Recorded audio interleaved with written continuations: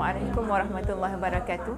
Alhamdulillah hari ini tim Muslim Care Malaysia dengan kerjasama tim sahabat-sahabat daripada Kunyit Bertang di Kuala Lipis ini sedang membuat satu sesi training yang mana program ini kita dah laksana dalam tempoh seminggu bermula daripada 7 hari bulan Julai dan insyaAllah akan berakhir pada 14 hari bulan Julai nanti, yang kita bawa khas seramai 7 orang peserta dari Kemboja yang Muslim Care Malaysia bawa mereka lancarkan program ini untuk kita laksanakan satu plan training of trainers.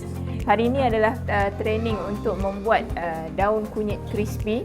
Dan sebelum ni kita ada buat training untuk penanaman kunyit, pemprosesan kunyit serbuk, jamu kunyit dan beberapa projek hiliran yang lain. Objektif kita adalah untuk membawa kepakaran, ilmu, kemahiran yang ada di kampung ini dan dibawa balik ke Kemboja untuk sahabat-sahabat kita dari Kemboja ini menggunakan dan memanfaatkan ilmu tersebut untuk ekosistem ekonomi mereka di sana. Kenapa mereka kita bawa? Kerana mereka ini jugalah adalah rakan kerjasama yang akrab dengan Muslim Care Malaysia dalam kerja-kerja dakwah di Kemboja. Saya telah ajar dia orang, boleh kata hampir 100% lah yang saya dah ada. Saya ajar macam mana nak menjadikan serbuk kunyit, macam mana nak jadikan sabun kunyit dan macam mana nak jadikan minyak kunyit. Alhamdulillah penerimaan dia orang ni nampaknya begitu baiklah. Betul, begitu berminat.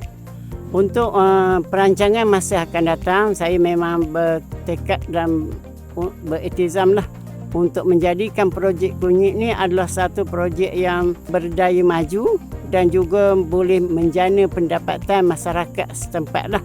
Di samping saya akan bantu berkongsi maklumat dan pengalaman dengan masyarakat dan juga rakan-rakan dari Kemboja, dan insya-Allah kita akan sentiasa berhubunglah dengan dia orang. Dan jika dia orang nak saya ke sana, dan insya-Allah saya rasa tak jadi masalah jika sekira saya sihat.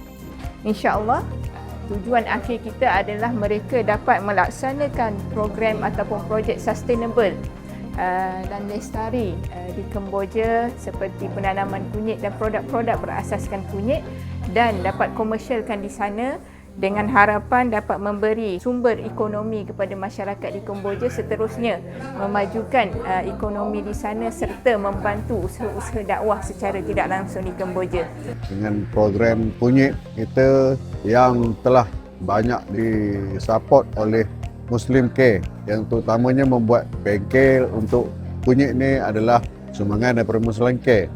Dan juga yang kedua, kita juga mendapat bantuan daripada pihak Risda yang banyak membantu kita, juga Kemas yang turut serta.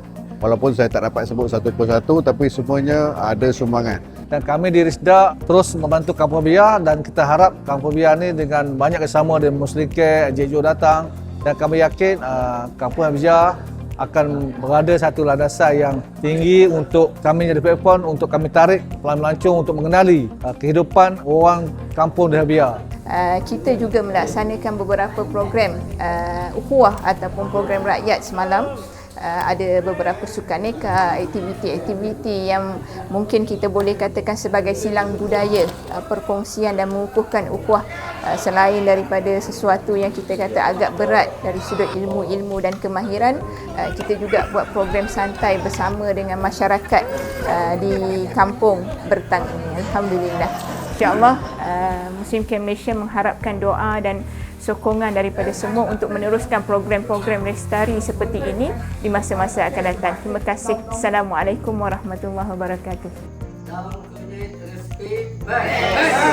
Terima kasih.